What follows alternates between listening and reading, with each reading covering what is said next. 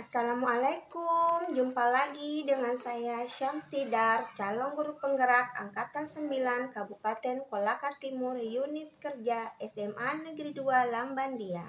Kali ini dalam video ini saya ingin memaparkan tugas demonstrasi kontekstual modul 1.1 terkait refleksi pemikiran filosofi KHD dan implementasinya di sekolah. Tujuan pendidikan menurut KHD adalah menuntun segala kodrat yang ada pada anak-anak agar mereka dapat mencapai keselamatan dan kebahagiaan yang setinggi-tingginya sebagai manusia maupun sebagai anggota masyarakat. Dasar filosofi Ki Hajar Dewantara. 1. Pendidik mengacu pada trilogi pendidikan. 2. Pendidikan berasaskan trikon. 3. Pendidik menuntun kodrat murid. 4. Pendidikan mengubah budi pekerti. 5. Pembelajaran harus berpusat pada murid, menyenangkan, bermakna, dan kontekstual.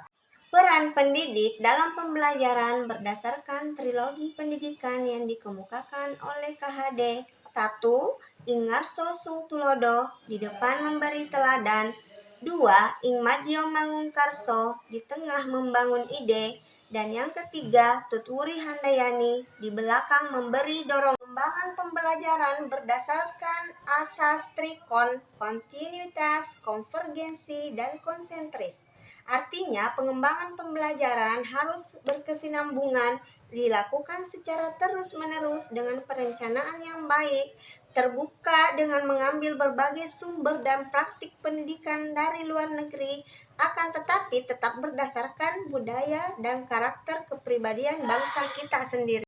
Inti tujuan pendidikan menurut KHD adalah memerdekakan manusia. Merdeka dapat diartikan selamat dan bahagia lahir dan batin. Selamat raganya, bahagia jiwanya. Dalam proses pembelajaran, guru menuntun dengan cara menghamba kepada murid. Dalam artian bukan berarti mendewakan murid dengan menjadi budak atau menuruti segala keinginan. Pembelajaran yang berpihak pada murid menekankan potensi, minat, kebutuhan, dan kemampuan individu. Menghadirkan strategi pembelajaran yang menggali motivasi dan karakter sesuai dengan profil kelas. Implementasi pemahaman filosofi KHD dapat dilakukan dengan jalan penanaman karakter dan budi pekerti, perencanaan pembelajaran yang bervariatif dan kontekstual, serta pengenalan nilai-nilai kearifan lokal. Karakter dan budi pekerti seperti sikap sopan, santun, tata krama yang baik, religius, dan nasionalisme, kebersamaan, toleransi, serta kepedulian sosial dapat ditanamkan melalui keteladanan dan pemberian ide serta motivasi.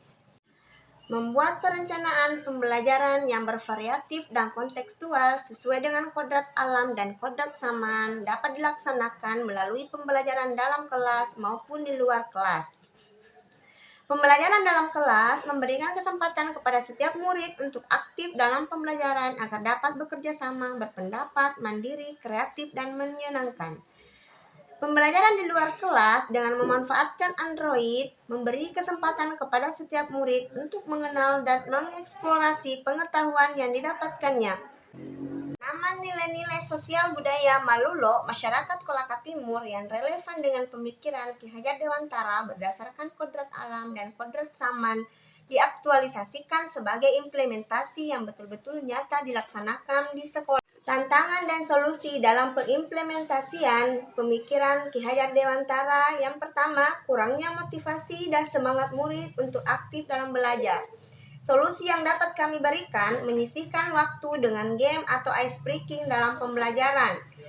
Selanjutnya, menghilangkan rasa bosan di kelas dengan belajar di luar kelas. Dan yang terpenting adalah selalu bersikap lebih sabar dalam membimbing murid.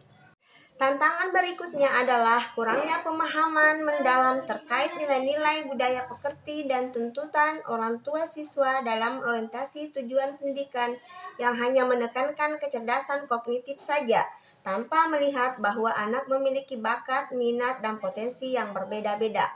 Solusi yang dapat diberikan adalah melakukan program pertemuan dengan komite sekolah, orang tua, wali murid, dengan guru.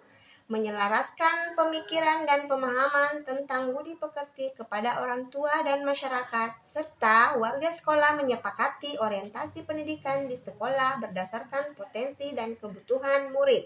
Tantangan selanjutnya terkait dengan kurang terbukanya pendidik terhadap perubahan zaman dan perkembangan teknologi diminimalisir dengan kegiatan pengembangan keprofesian seperti aktif mengikuti pelatihan, webinar, workshop, baik secara online maupun offline, serta pertemuan MGMP dan komunitas lain. Kesimpulan yang dapat dipetik dari demonstrasi kontekstual refleksi pemikiran KHD terhadap pendidikan yang berpihak pada murid adalah pendidik menghadirkan pembelajaran yang menyenangkan, bermakna, kontekstual, sesuai kodrat keadaan murid untuk menjadi manusia merdeka.